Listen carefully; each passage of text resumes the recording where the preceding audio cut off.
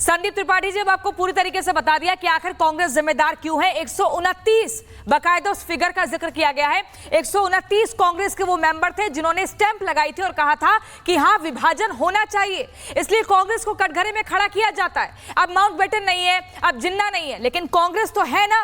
फिर कांग्रेस अपनी जवाबदेही से बच नहीं सकती है।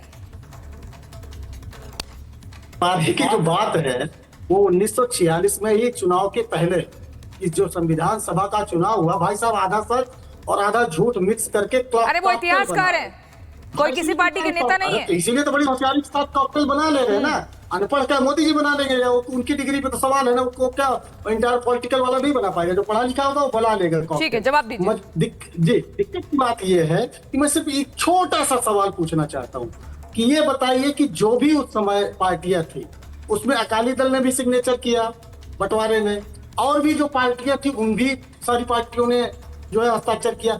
ये जो टू नेशन थ्योरी या कांग्रेस के किसी एक नेता, चलिए आप इतिहासकार एक बता दीजिए, 19 अगस्त 1946 के पहले कांग्रेस के बंटवारे के संदर्भ में, टू नेशन थ्योरी के संदर्भ में किसी एक नेता का बयान बता दीजिए, मैं मान लूंगा कि कांग्रेस जिम्मेदार है।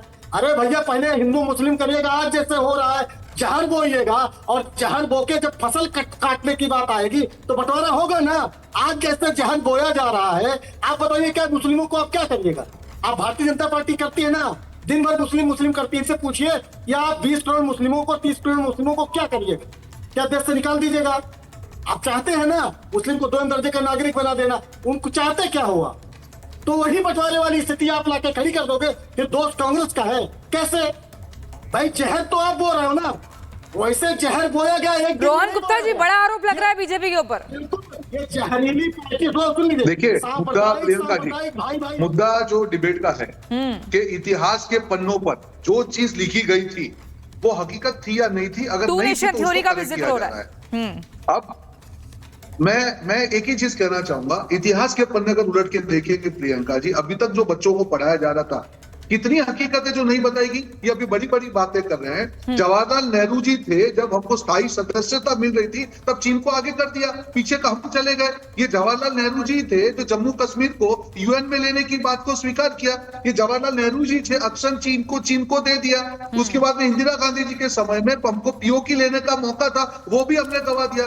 तो हाजी पीर 5 किसने दे दिया पाकिस्तान को? कांग्रेस पार्टी ने। तो अगर आपकी सरकार थी उस समय पे, उसके जो भी फैक्ट्स है, आपकी जिम्मेदारी तो है ही है। इमरजेंसी कांग्रेस के समय पे लगी थी, क्या ये भी भाजपा ने करवाया? इसकी भी जिम्मेदारी भाजपा की है। आपको इतिहास से इतना डर क्यों लग रहा है?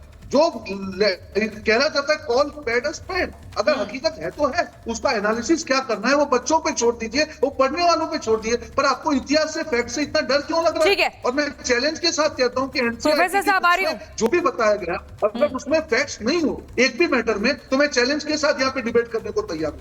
पर प्रोफेसर साहब, बीजेपी कह रही है अगर अब तक जो भी बताया गया उसमें फैक्ट्स नहीं है तो हम उस पर भी आगे चर्चा कर लेंगे, डिबेट कर लेंगे। फैक्ट्स बता रहे हैं इसलिए विचलित हो रहे हैं, परेशान हो रहे हैं। पता होना चाहिए ना आगे भावी पीढ़ी को कि भाई क्या हुआ, कौन जिम्मेदार है देश के बंटवारे के लिए, उस दंश के कलंक क्या है।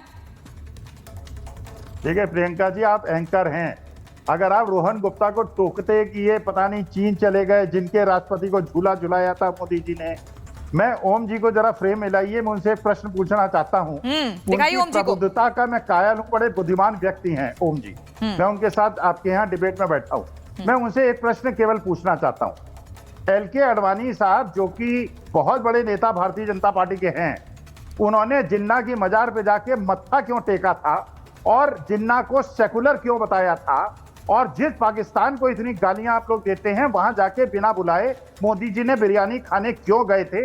ओम जी से मैं बहुत प्रभावित हूं, बहुत विद्वान व्यक्ति हैं। मेरे केवल 2 प्रश्नों का जवाब। प्रोफेसर साहब, मुझे लग रहा है आज आपने लंच नहीं किया है, जन्माष्टमी का व्रत पर है क्या आप? बिरयानी से आगे आपकी सुई नहीं चल पा रही है। हम बिरयानी पर सुई टिक गई आदमी है, आप लगता है आज उपवास पर हैं आप, तो क्या हुआ? और तभी बिरयानी पर उपहास उड़ा रहे हैं। हम शुद्ध सनातनी है प्रियंका शर्मा जी। हम तो ये एक जगह सुई क्यों अटक गई है प्रभु, ये बताइए ना। बंटवारे के दंश के ऊपर हम बात कर रहे हैं। ओम जी बताइए। ये बताइए, ठीक है, आपके सवाल का जवाब ले लेती हूँ। जी देखिए, मैं प्रोफेसर स्वामी जी की बात का कम से कम आडवाणी जी क्यों गए ये तो आडवाणी जी जाने, इतिहास के एक विद्यार्थी के रूप में मैं बहुत विनम्रता से लेकिन बहुत दृढ़ता से यह मानता हूं कि जिन्ना इस देश का सबसे बड़ा गुनाहगार है।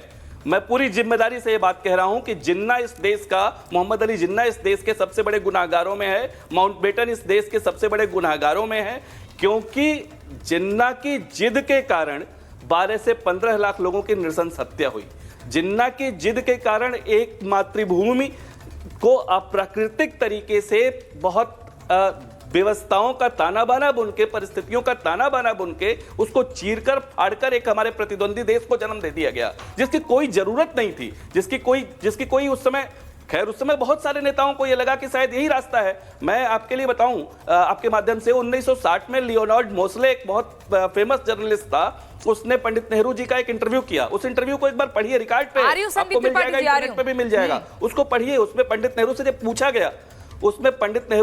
पूछा गया, कि आखिर क्यों आपने विभाजन के लिए सहजता से, इतनी सहजता से आप लोगों ने विभाजन स्वीकार कर लिया, तो कहते हैं कि हम थक चुके थे, हम अब जेल जाने के लिए तैयार नहीं थे, अब हम और राष्ट्रीय आंदोलन को आगे बढ़ाने के लिए तैयार नहीं थे, और इसलिए, और उसी समय हमें पंजाब से आगजनी की और सांप्रदायिक हिंसा की घटनाएं हमें सुनाई दी हैं, उसकी जानकारी हमें मिली, और हमें लगा कि विभाजन उससे हमें रास्ता देगा या उससे हमें निकालेगा विभाजन। लेकिन उस विभाजन ने किया क्या, आप ये देखिए ना, आप केवल ऐतिहासिक तथ्यों का सही आकलन करते हुए बिना पार्टी, संदीप त्रिपाठी, ठीक है, राजनीति ओम जी जवाब ले लेते हैं, ठीक है। इतिहास के विद्यार्थी 2 सवाल। ये बताइए, अभी आपने कहा कि पंजाब में घटना है, जरा ये बताइए कि 16 अगस्त को जो दंगा फैलता है, वो दंगा क्या सिर्फ पंजाब में फैला था या बिहार में भी फैला था, पश्चिम बंगाल में भी फैला था, पंजाब में भी फैला था, जो आज का पंजाब? सुनिए, और उसमें कितने लोग सुन लीजिए, अरे पहले पूरा सवाल सुनिए, अरे सवाल पूरा सवाल सुन लीजिए, उसका जवाब दीजिए। तो क्या एक चीज बताइए कि जब देश में दंगे फैले हो किसी चीज को लेकर, और सुन लीजिए, जिसमें 5000 तो अथेंटिक आंकड़ा है उस समय की ब्रिटिश सरकार का, जिसमें कहा जाता है कि 10,000 के ऊपर लोग मारे गए। उस परिस्थिति में कांग्रेस को क्या करना चाहिए था, पहली चीज। दूसरी चीज, आप एकल परिवार में होंगे, मुझे गारंटी के साथ कह रहा हूं, जब बाप के सामने 2 बेटे लड़कर मर रहे हो तो बाप क्या करेगा? बंटवारे के लिए मानेगा या कहेगा कि बेटा मर जाओ लड़के? क्या बात करते हैं आप? बात गलत हो गया।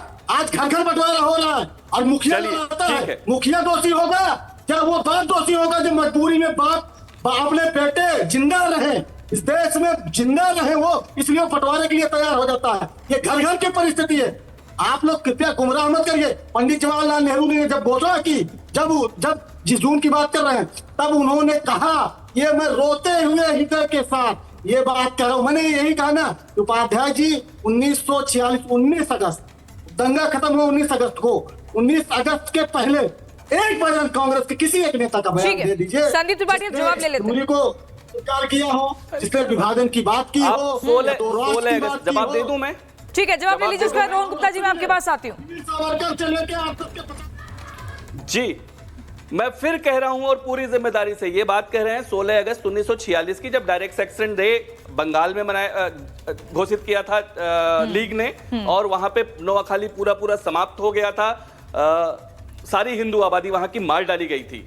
आप जिस बात की बात कर रहे हैं, मार्च से मैं फिर कह रहा हूं कि 133 मुलाकातें, कैबिनेट मिशन की 186 बैठकें, आप एक बार पढ़िए तो कि कौन लोग बहुत सहजता से नहीं किया गया। मैं कह रहा हूं कि अगर 2 भाई लड़ रहे थे, अगर लड़ भी रहे थे, तो उसमें सुलह सपाटा करने का जो प्रयास होना चाहिए